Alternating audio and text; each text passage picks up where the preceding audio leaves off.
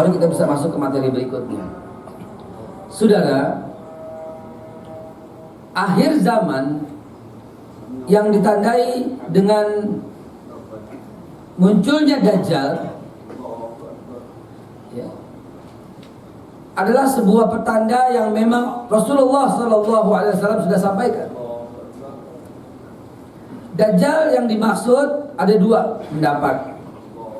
Ada yang dikatakan Dajjal betul-betul Dajjal fisik orang, tinggi, besar, keriting. Ini saya ngomong nyocos aja ya, tidak pakai hadis. Waktu ini sudah mepet sekali. Dan saudara kita bisa ulang pada pertemuan yang akan datang dalam bulan depan, lengkap dengan PowerPoint dan semua dalil-dalilnya. Saya mau cepat aja dulu sekarang. Lengkap dengan fisik seperti yang digambarkan Rasulullah dengan lengkap, tinggi, besar, kuning, sawo matang, keriting, kehitaman, mata satu, membawa perbekalan, sakti mandraguna, bisa membunuh dan menghidupkan orang. Jangan terpukau ya ketika bilang begitu ya. David Copperfield bisa loh. Bisa nggak? Bisa. Cari Chaplin aja bisa loh. Ya, bisa ya. Jangan bilang beneran mati ya. Ini sihir. Ini silap mata. Orang dipotong, kakinya ke sono, badannya ke sono. Live. Ini kan permainan sihir doang. Jadi jangan dibilang Dajjal itu hebat. Hebat ya bisa begini. Enggak. Sihir. Kita kagum. Ya. Bisa menghidupkan orang mati, punya kekayaan yang berlimpah. Semua orang bergantung padanya. Di jidatnya ada tanda kafaro, kafir. Hanya orang beriman yang membaca, yang enggak. Dajjal kalau berdiri itu lautan aja sekakinya, maksudnya menguasai lautan. Dajjal muncul ya, didukung oleh orang-orang Isfahan. Isfahan itu ternyata Iran, yaitu Yahudi, 70 orang. Lalu dia ingin menyerang Ka'bah dan seterusnya dengan lengkap digambarkan oleh Nabi ciri-ciri itu. Pengertian yang kedua tentang Dajjal adalah Dajjal sebuah sistem. Sebuah sistem. Sama. Kulitnya sawo matang, ya. Berarti bukan dari bangsa Arab dan bukan dari bangsa Amerika, bangsa campuran. Rambutnya keriting, ya. Bukan dari bangsa yang lurus rambutnya atau yang botak. Matanya satu, ya. Simbolnya matanya satu, simbol mata satu. Perbendaharaannya banyak, ya. Kaya, semua bergantung pada sistemnya. Dan seterusnya. Ternyata Dajjal adalah juga sebuah sistem, sebuah akhir zaman. Maka kesimpulan dari semua ini adalah New World Order, tatanan dunia baru.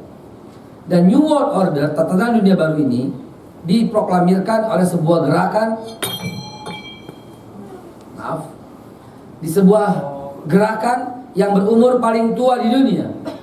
Gerakan itu bernama Freemason. Ada hambatan gini nggak enak, kalau gini enak lihatnya. Freemason, free, bebas, merdeka, mason, arsitektur, tukang batu, ya, insinyur, ya begitulah maknanya. Jadi sebuah arsitek. Jadi arsitek tatanan dunia baru, mempelopori dengan kata-kata Illuminati. Kapan dimulai? Tahun 37. Tahun 37 Pak, Nabi Isa baru wafat atau baru diangkat 4 tahun. Baru 4 tahun. Bayangkan, dia sudah mulai gerakan ini. Nanti dipelopori, diperbaharui kembali 1871 oleh Adam Weis, yang kemudian menarik orang-orang terkemuka dunia. Maka Dajjal yang dimaksud baik fisik sesuai dengan beberapa orang yang beriman dengan itu, maupun sistem sesuai dengan pengertian beberapa orang yang beriman dengan sistem. Tafadhal, silahkan, tidak bisa dipaksakan. Ya, kalau Anda yang berkata itu betul-betul fisik, betul-betul manusia, jelas hadisnya, Ya, di antaranya Dajjal matanya satu, Dajjal bisa neraka dan surga di tangannya, surganya dia, nerakanya kita, nerakanya dia, surganya kita. Ya. Dalam sebuah hadis riwayat Ahmad, Dajjal tidak akan muncul sehingga manusia melupakan dan meninggalkan para imam yang mengingatkannya di atas mimbar-mimbar. Hadis riwayat Ahmad. Ya. Dan sungguhnya Dajjal itu bermata satu, sebelah matanya tidak tampak. Tidak tampak. Ada dua mungkin ya. Di antara kedua matanya tertulis kafir, yang terbaca oleh setiap orang beriman saja. Ya. Dan yang tidak beriman nggak bisa membacanya. Saudara, Dajjal sistem yang telah berkembang sekarang ini sejak zaman Adam Wais sampai sekarang melakukan kegiatan Haikal Sulaiman dalam bentuk yang baru. Haikal Sulaiman dalam bentuk yang baru berupa tatanan dunia baru yang membuat semua orang tergantung padanya. Ledakan-ledakan ekonomi adalah menjadi simbol supaya orang bergantung padanya dalam tatanan dunia baru. Tahun 31 diluncurkan ledakan ekonomi yang membuat orang-orang Islam tekuk lutut. Sebagian saja tentunya. Yang membuat krisis global tidak berhasil. Dimulai lagi pada tahun 98 dengan krisis moneter dunia. Berhasil di beberapa negara. Diluncurkanlah IMF. Ini adalah semata-mata murni daripada praktek, daripada aplikasi dari Dajjal dalam bentuk Freemason dan Illuminati. Mereka menguasai dunia dengan 4F. Saya jadi agak tergesa-gesa karena waktu zuhurnya, tapi nggak apa-apa ya. Insya Allah bisa dimengerti. Mereka menggunakan momentum dan selalu ujung-ujungnya dengan 4F penguasaan. Momentum yang mereka ciptakan sama dari tahun ke tahun. Ekonomi, F pertama adalah financial. Mereka meluncurkan IGGI pertama kali. Mereka meluncurkan G7, G8, G20. Mereka meluncurkan IMF. Mereka meluncurkan itu untuk Indonesia, dan negara-negara lain juga ada. Nah, luncuran-luncuran ini semata-mata ingin membuat Tuhan baru, dan Tuhan itu adalah mereka. Siapa yang ada yang maksud dengan mereka? Nanti. Freemason adalah sebuah sistem yang membuat semua sama, yang mencabut batas-batas daripada manusia. Dan batas-batas yang paling kentara itu adalah agama. Karena itu saya ini bukan baru sebentar saudara diteliti soal ini. Bukan anak baru kemarin bicara soal ini. Kenapa? Karena itu saya berpikir teman-teman, gimana caranya supaya mengganjal itu.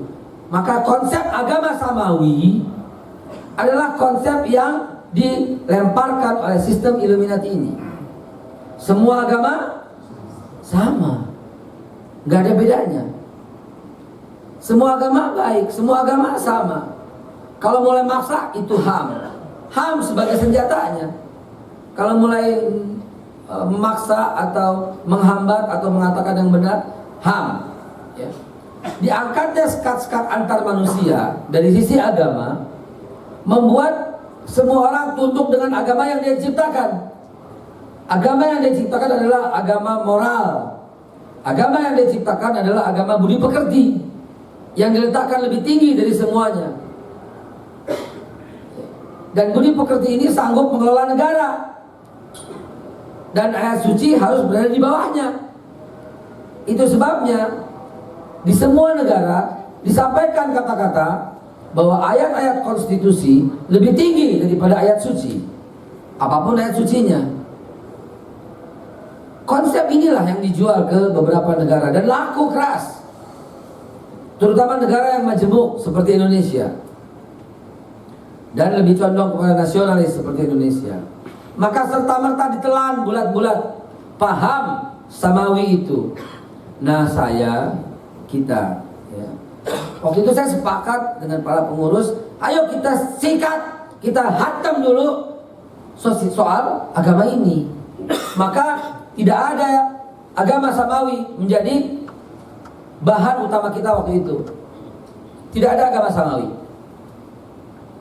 Dan saya yakin semuanya adalah alumni semua dan udah paham semua. Tidak ada, nggak mau kita bisa makan, nggak mau, nggak bisa. Kita kan bangsa ini kan bebas, bangsa itu kan sama, semua boleh mimpin. Nggak bisa, nggak bisa kita lawan. Atau sebelum masuk perlawanan, saya harus beberkan semuanya urutannya dulu. Sedemikian rupa penguasaan mereka. Sedemikian rupa mereka menggelontorkan bantuan-bantuan dengan pinjaman-pinjaman yang mencekik leher, yang membuat batas-batas finansial tidak ada lagi. Mereka menciptakan uang baru yang merupakan diterima di seluruh dunia tanpa ada yang bisa melawan. Uang itu bernama Visa, uang itu bernama Mastercard. Sekali gesek kita menjadi anggota, sekali gesek data kita tersimpan dengan rapi, sekali gesek nama, alamat, tempat, tanggal lahir, pekerjaan, semua didata, tertata dalam sebuah sistem di sana. Ya, secara internasional kita merupakan anggota atau bagian dari orang-orang yang akan dimiskinkan, saudara. Semua orang tergantung sekarang. Apa pula BPJS? Nggak punya BPJS, nggak boleh urus KTP, nggak boleh urus SIM, nggak boleh urus STNK, nggak boleh ini. Nggak boleh. La haula wala quwwata illa billah. Apa maksudnya ini semua? Bukan saya ngelawan soal BPJS, bukan. Tapi kalau kayak begini ceritanya bagaimana? Orang-orang miskin makin miskin. Ya harus ada kebijakan infrastruktur yang tidak sampai kayak begini. Kejam sekali gitu loh. Kejam sekali. Harus semua. Saya ngomong di tempat pajak, mudah-mudahan pas gitu loh, supaya difikirkan. Karena antum yang memikirkan ini semua, bukan kita para ustadz. Kita berhubungan sama orang daerah, sama orang Jawa, sama orang bawah, sama low level, ya, yang makan aja susah gitu, tapi dipaksa untuk sekian puluh ribu gitu loh. Tapi untuk mereka dampaknya, kalau iya, kalau tidak, coba pikirkan. Apa ini bagian dari itu semua? Wallahu a'lam bishawab. Tentu tidak. Tidak, kita nggak mengatakan, tapi kok mirip sekali caranya, mirip sekali sistemnya. Apa semua negara-negara barat seperti itu? Iya, tapi kenapa rakyat yang dibebanin? Harus ada. Ya pemerintah dong. Pemerintah harus mengambil alih ini supaya berputar tidak melulu untuk mengambil pendapatan orang-orang kecil di bawah yang sudah sangat kecil gitu. Cabai naik, tanam cabai. STNK naik, cetak STNK. Hah? Cetak sendiri apa? Karena cabai naik katanya suruh kita tanam sendiri. Itu kan bagus Ustaz. Ya bagus, tapi buat Jakarta bagaimana? Ya maksudnya bukan begitu. Maksudnya kan menteri ya harus bisa bikin kelola dong, kelola begitu loh. Kelola negara dengan baik, jangan serampangan begitu loh. Nah saudara, Dajjal dengan segala sistemnya membuat semuanya menjadi bergantung sampai tidak punya daya dan upaya lagi. Kalian semua akan terkena dengan fitnah Dajjal, kata Rasulullah SAW. Jadi berlindung kepada fitnah Dajjal karena hampir tidak bisa bergerak, semuanya kena dengan sistem Dajjal. Lebih cepat lagi ya, tinggal 15. F yang kedua adalah setelah finance membuat terikat, orang tidak bisa lari dari dia, ya, dari pajak yang memang merupakan kewajiban ini, dari bunga yang merupakan kewajiban juga, dibuat sedemikian rupa. Dan alhamdulillah kita bersyukur pada Allah ya, 2 tahun 3 tahun belakangan ini ya, pajak menjadi tulang punggung,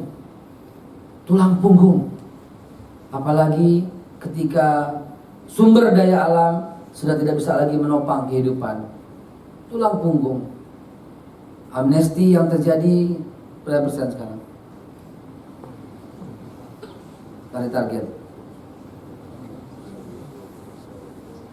nembus nggak? 70% ya? 70%. 70% ya, berat juga. Intinya kita percayakan kepada pemerintah. Percayakan kepada pemerintah, total apa yang dilakukan insya Allah kembali kepada rakyat. Amin ya Allah ya Rabbal Alamin, mudah-mudahan. Tetapi ketergantungan dengan finance, dengan asing, yang membuat kita ini tidak bisa bergerak. Apa susahnya saudara? Apa susahnya berhenti nabung di bank asing? Berhenti. Susahnya di mana? Kita punya bank. Kita punya bank Mandiri, BNI, BRI. Apalagi Pak?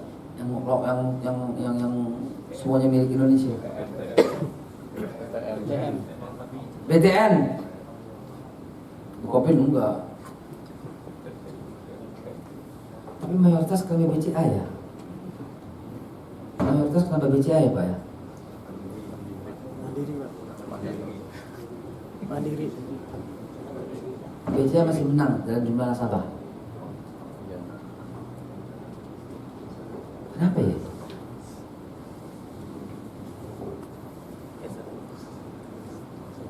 Saudara sekalian yang dimuliakan Allah, setelah finance kita nggak bisa, kita punya solusi berantakan, maka yang kedua adalah food. F yang kedua adalah food. Ini sistem. Kita dibuat sedemikian rupa bergantung dengan foodnya mereka. Bu, ibu besok, ntar nggak usah besok, ntar sore pulang ke rumah, coba lihat food ibu-ibu di rumah. Produk siapa? Ada nggak produk yang punya orang Indonesia? Setelah finance kita menggunakan produk mereka, finance kita gunakan bank asing produk mereka, sehingga mereka menjadi kuat, menjadi hebat, menjadi berjaya, dan akhirnya kita bergantung pada mereka, nggak bisa lepas. Maka yang kedua adalah food. Food. Coba ibu perhatikan, suaminya baru pulang, mah bikinin nasi goreng, maka kita beli berasnya ternyata bukan punya Indonesia, bukan punya Indonesia berasnya, coba impor.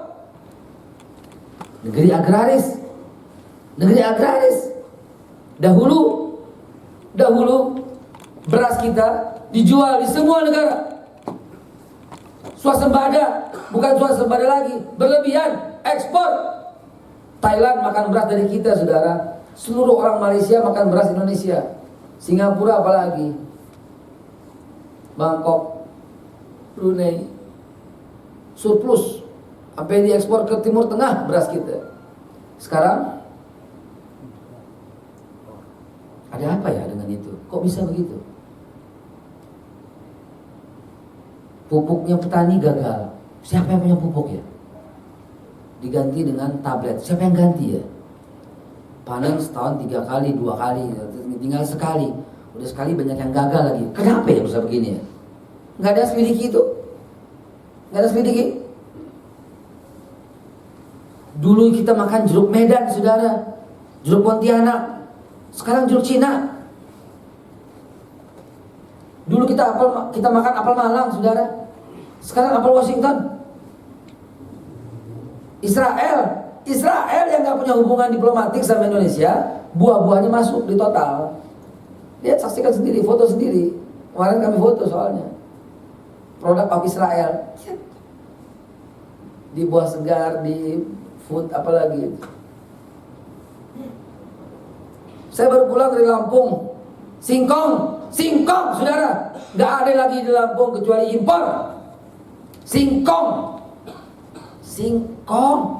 yang ditanam nggak pakai diapa-apain, numbuh. Singkong. Tahun lalu singkong itu harganya di Lampung yang paling banyak menghasilkan singkong itu 1.200. Sekarang 300 perak. Terus beranjak turun 200. Petani sekilo cuma dapat 200 rupiah. Sekilo 200.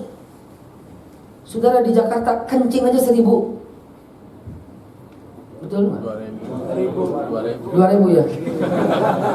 Ketahuan jarang kencing gitu.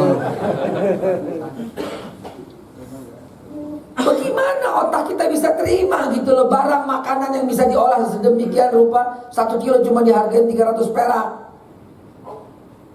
Bahkan cenderung turun, cuma tinggal 250 perak. Kenapa? Karena singkong dari Cina cuma 300 dijual di sini. Ekspornya aja mahal. Pesawat Betapa food menjadi ajang untuk penguasaan akhir zaman, saudara. Cabai sekarang 140.000 sekilo. Di petani berapa? 2.000 sampai 3.000.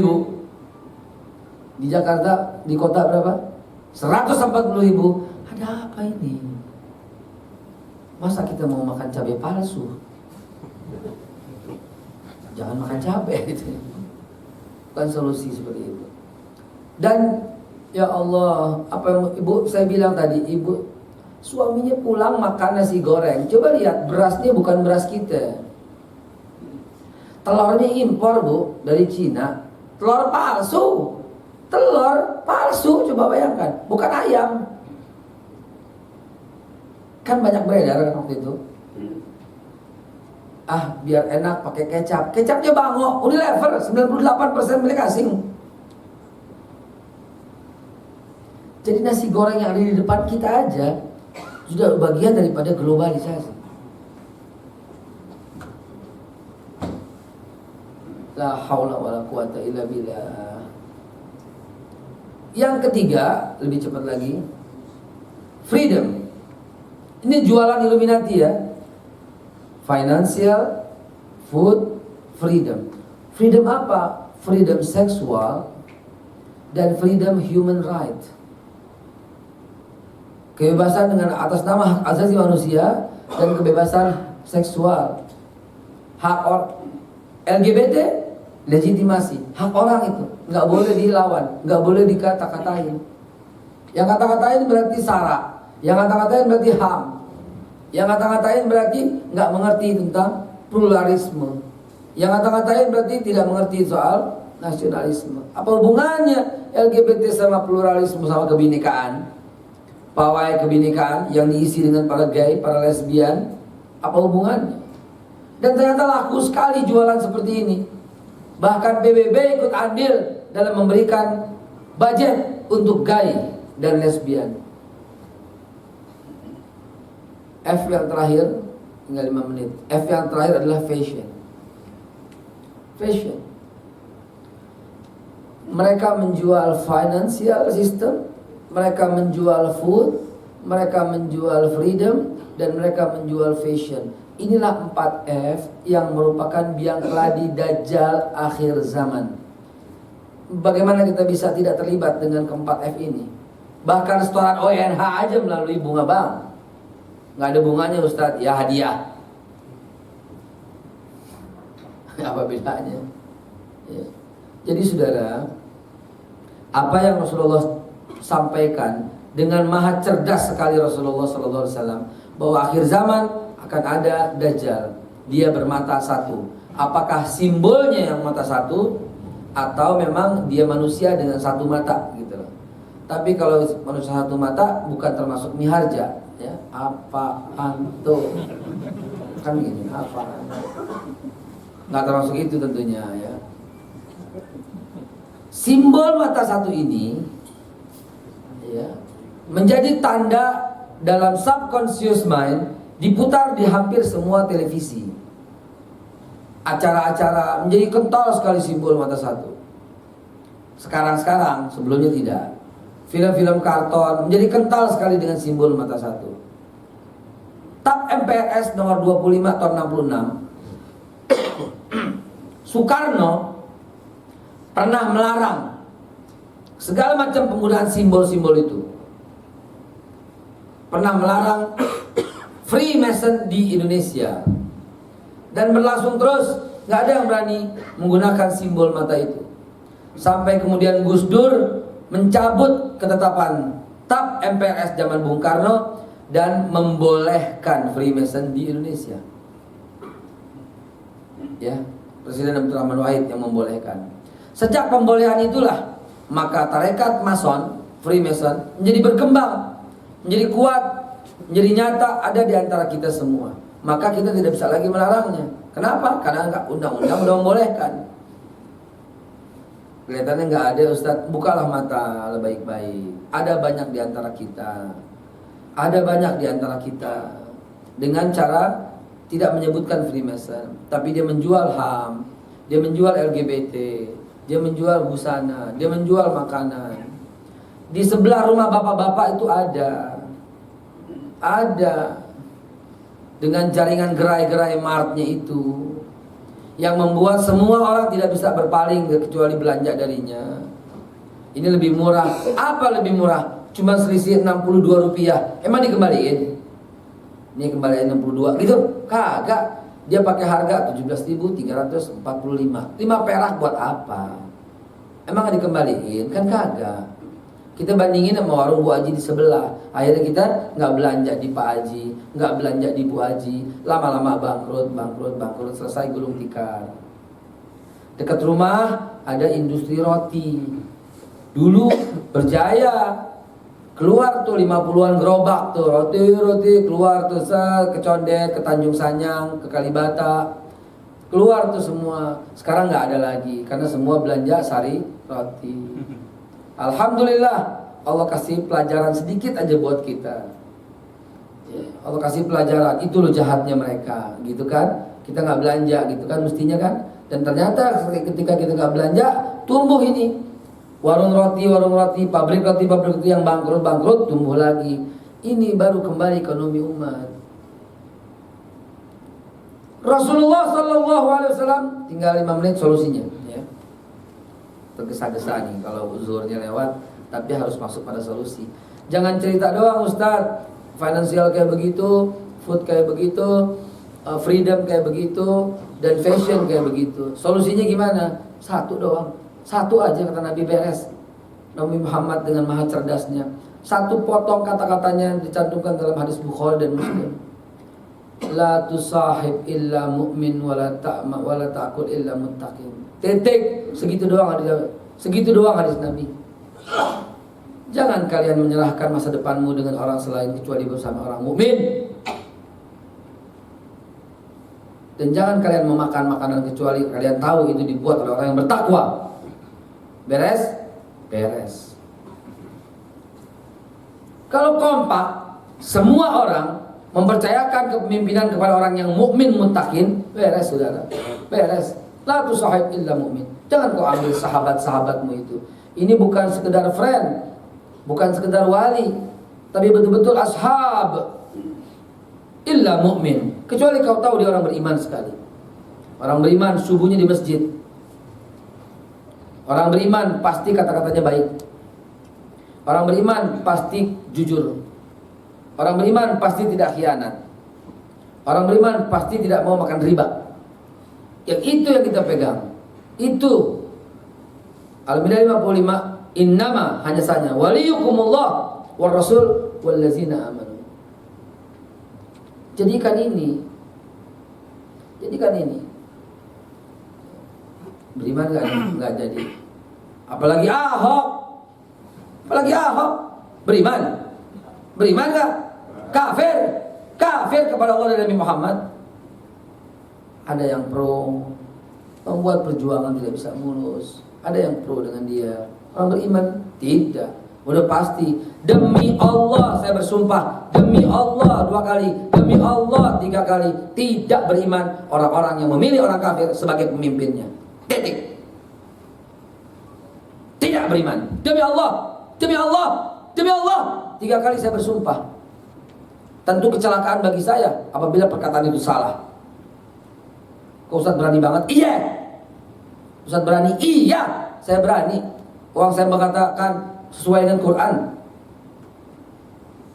Wa may yatawallahum minkum fa innahu minhum. Selesai.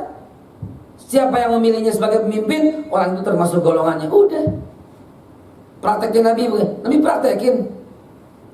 Ada orang bodoh berkata, Islam mengakui Ustadz kepemimpinan yang bukan orang beriman. Contohnya Abu Jahal, Abu Thalib. Ya, Abu Thalib. Di zaman Nabi dia kan pemimpinnya. Abu Thalib, ya kadal kebun mengajarin buaya. Kecoa kakus mengajarin kucing.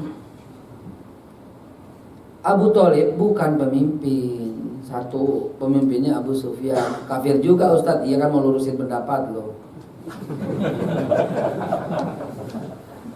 Abu Thalib bukan pemimpin. Dia adalah kakak tertua dari kelompok Bani Hashim, dari anak cucu dari Abdul Muthalib. Abdul Muthalib tuh punya anak, Abu Thalib, Abu Jahal, Abu Lahab, Hamzah, Abbas, Abdullah, ayahanda Nabi. Jadi Nabi menghormati paman. Bukan Nabi setuju dia jadi pemimpin. Kalau pemimpin Abu Sufyan bin Harb, Bani Umayyah, itu memimpin. Dan itu ada juga. Kan Nabi gak setuju. Kalau Nabi setuju, Nabi gak kemana-mana dong, gak hijrah dong, gak perang dong.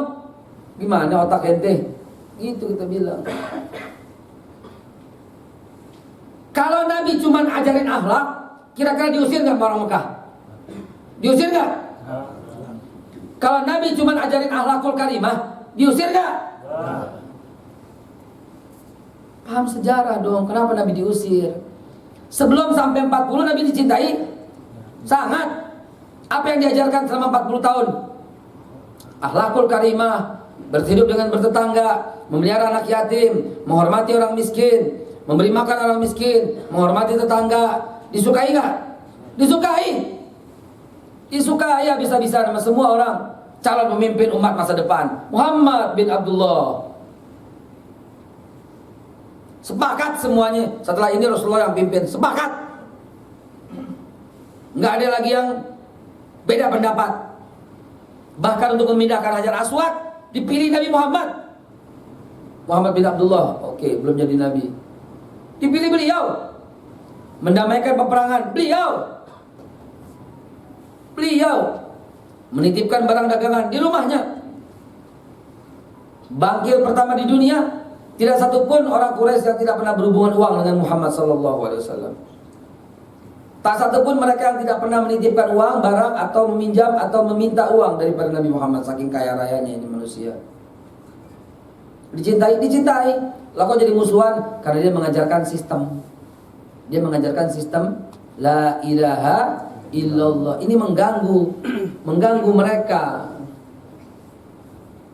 Kalau mereka nggak dipertuhan oleh orang, mereka terganggu. Ada Tuhan yang lain. Nabi mengajarkan tauhid. Itu yang buat dia diusir. Akidah, muamalah, udah ada sebelumnya. Mereka sholat, nggak apa-apa sholat. Sholat nggak dilarang sama orang Quraisy. Saudara, yang alumni sejarah pasti tahu. Sholat itu kerjaannya Abdul Muthalib, kerjaannya Abdullah, kerjaannya Nabi Muhammad jauh sebelum jadi Rasul. Lah Ustaz bagaimana? Emang Nabi Islam agamanya sebelum jadi Rasul? Udah paham dong? Gak usah ada pertanyaan lagi. Ya. Millati abikum Ibrahim wa samakumul muslimina min qabl.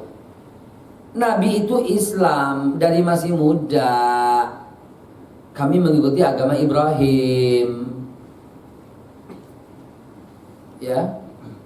Abraham mau menghancurkan Ka'bah, Abdul Muthalib melawan, kalah, mundur, pasukan gajah. Untuk apa? Sholat. Jangan bilang nggak paham dong kalau begini. Sholat nggak dilarang, puasa nggak dilarang, tawaf nggak dilarang, gantian. Giliran mereka tawaf, giliran kita orang Islam tawaf. Orang Islam ada banyak di Mekah sebelum jadi Rasul, sebelum Nabi Muhammad jadi Rasul. Jelas ada orang Islam. Nabi Ibrahim berwasiatkan fala tamutunna illa wa antum muslimun. Nabi Isa berwasiat oman azlamu mimman iftara 'ala Allahil kadziba wa huwa yad'u ila Islam. Kaum Hawari, kaum Nabi Isa, ketika Nabi Isa menjelang diangkat atau dibunuh menurut versi Yahudi dan Nasrani, ya. Man ansari ila Allah? Qala al-hawariyuna nahnu ansarullah. Ishhadu bi annana muslimun. Saksikan kami orang Islam. Dan Nabi Isa sholat seumur hidupnya, paling banyak sholatnya Nabi Isa. Surat Maryam ayat 31. Nabi Musa sholat nggak pernah berhenti. Surat Yunus ayat 87. Nabi Ismail sholat nggak pernah berhenti. Surat 19:55. Nabi Ibrahim sholat nggak pernah berhenti. Surat Ibrahim ayat 36. Pertaburan fakta-fakta ini dalam Al-Quran. Nabi dimusuhin karena dia membangun sebuah sistem tauhid, akidah yang merongrong kewibawaan mereka. Baru diusir. Kalau cuma ibadah dan muamalah, kagak bakal Nabi diusir, saudara. Oke, sekarang saya bawa ke zaman sekarang. Orang Islam yang tidak otak-atik sistem, sholat aja dulu yang rapi, ibadah aja dulu, ya, dagang aja deh yang rapi. Aman nggak hidupnya? Aman. Tapi begitu masuk sistem, intoleran, makar, rongrong pemerintah, jadi berhadapan, saudara. Mau bilang apa kita dengan sistem kayak begini, saudara? Makanya ini kalau ikut terus dari mulai awal, dari mulai zaman Nabi Ibrahim, bahkan saya cerita Ibrahim, lalu Ibrahim, Ismail, Ishak, Yakub, lalu Ayub, lalu Shu'aib, lalu Musa, lalu Zulkifli, Daud, Sulaiman, Zakaria, Yahya, Isa, Muhammad sallallahu alaihi wasallam. Sekarang akhir zaman nyambung, kalau enggak nyambung. Apaan sih ini Ustadz ngomong apa pasti nggak nyambung. Tapi kalau ngikutin terus, subhanallah, ternyata ke situ endingnya ya. Begitu Pak, akhir zaman berulang terus. Akhir zaman berulang terus. Wala takul ila muttaqin, dan jangan makan kecuali makanan yang bertakwa. Tadi solusi pertama dari Nabi. Solusi yang kedua adalah jangan makan kecuali makanan yang bertakwa. Bangkrut nggak mereka? Bangkrut Pak, bangkrut. Saudara, nggak usah lagi makan roti dengan meses, dengan coklat yang menghancurkan gigi anakmu. Balik aja ke ongol-ongol, balik aja cenil, balik aja getuk, balik aja ke nasi uduk, balik deh please gitu loh. Saya udah marah di rumah kalau ada soe, roti, bla bla bla bla. Saya bilang, lu bangun lebih awal, terus masak apa? Ongol-ongol. Ya kan? Enak, aman. Kenapa gitu loh? Gaya hidup Illuminati dan Freemason ini secara pelan mengikat kita, sehingga food kita tergantung dengan mereka. Kenapa? Ya. Masak banyak. Mau sarapan apa? Nasi aja nih nggak kelar, sebutin nasi sampai jam 1. Ayo sebutin coba. Nasi uduk, nasi ulam, nasi goreng, nasi capcay, nasi gurih, nasi padang, nasi bali, nasi rangi, nasi kuning, nasi biryani, nasi mandi, nasi kuning, nasi jamblang, nasi apa lagi? Nasi kucing, nasi apa lagi? Nasi, ya Allah, nasi aja belum lagi, nasi lom, nasi bali, nasi bakar, nasi, ya Allah, nasi belum kelar, baru ngomong nasi, lalu olahan nasi, lontong, bubur, ketupat, apa lagi? Buras, Betawi banget loh, cocokin sama kelapa ya, kelapanya digongseng ya, masya Allah, buras, nggak kelar, ngomong nasi doang nggak kelar. Kembalilah. Itu Nabi yang bilang illa muttaqin, dan kita tahu kualitas ibunya gitu loh. Ketahuan banget. Nggak sempat Ustadz, ya cari sebelah rumah kalau banyak gitu loh. Kenapa lu mesti belanja ke mart lagi? Nggak sesuai dengan hadis Nabi. Nggak cocok sama pesan Nabi. Ini akhir zaman. Makanya Nabi, ya Allah, Nabi sampaikan selamatnya itu apaan? Kalian itu kalau ketemu akhir zaman itu seperti kalian harus gigit gigi geraham. Jangan lepas. Dan siapa yang menghidupkan sunnah Nabi di akhir zaman seperti megang bara api, dipegang panas, dilepas kafir. Gimana dong? Maka pesan Nabi sebelum terakhir adalah dengan tepat Nabi mengatakan, taraktu fikum amrayn lan tadillu ma tamassaktum bihima, kitab Allah wa sunnatan Nabi. Kutinggalkan dua perkara, kalian nggak bakal sesat. Mau Freemason kek, mau Illuminati kek, mau apapun nggak bakal. Kalian akan selamat sampai selamanya, nggak akan kemana-mana, kata Rasulullah. Gigit gigi geraham, gigit dengan gigi geraham kitabullah wa sunnatan Nabi. Gigit dengan gigi geraham Quran, kitabullah wa sunnatan Nabi, dan sunnah Nabi. Gigit dengan gigi geraham itu, selamat kita, selamat. Ini baru satu ayat aja kita berdebat sampai sekarang belum kelar perdebatan itu. Satu demo, cuma satu ayat doang. Nabi Allah menyatakan jangan angkat orang kafir sebagai pemimpin. Yang bela Islam itu orang Islam, padahal yang bela banyak banget dengan mengatakan ayat itu nggak cocok lagi. Kita bangsa majemuk, kita bangsa bineka, kita pluralisme, kita Indonesia, kita sekarang sarap begitu, orang gila ngomongnya.